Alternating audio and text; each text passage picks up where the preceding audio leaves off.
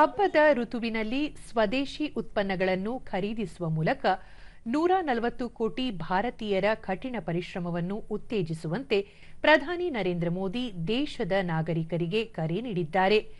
ಹಬ್ಬದ ಋತುವಿನಲ್ಲಿ ತಾವು ಖರೀದಿಸಿದ ವಸ್ತುಗಳನ್ನು ಸಾಮಾಜಿಕ ಮಾಧ್ಯಮದಲ್ಲಿ ಹಂಚಿಕೊಳ್ಳುವಂತೆ ಪ್ರಧಾನಿ ನಾಗರಿಕರನ್ನು ಒತ್ತಾಯಿಸಿದ್ದಾರೆ.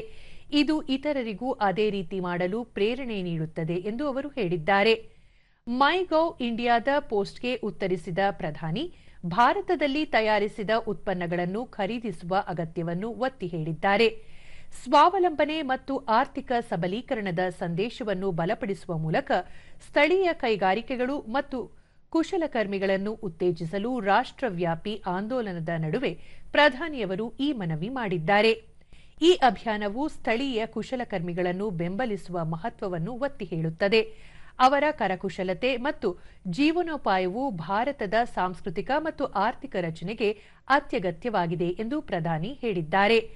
ಭಾರತದ ಸ್ವಾತಂತ್ರ್ಯ ಹೋರಾಟದಲ್ಲಿ ಆಳವಾಗಿ ಬೇರೂರಿರುವ ಸ್ವದೇಶಿ ಚಳವಳಿಯು ಇತ್ತೀಚಿನ ವರ್ಷಗಳಲ್ಲಿ ಸರ್ಕಾರದ ಆತ್ಮನಿರ್ಭರ ಭಾರತ ಉಪಕ್ರಮದ ನಿರ್ಣಾಯಕ ಆಧಾರ ಸ್ತಂಭವಾಗಿ ಮತ್ತೆ ವೇಗವನ್ನು ಪಡೆದುಕೊಂಡಿದೆ.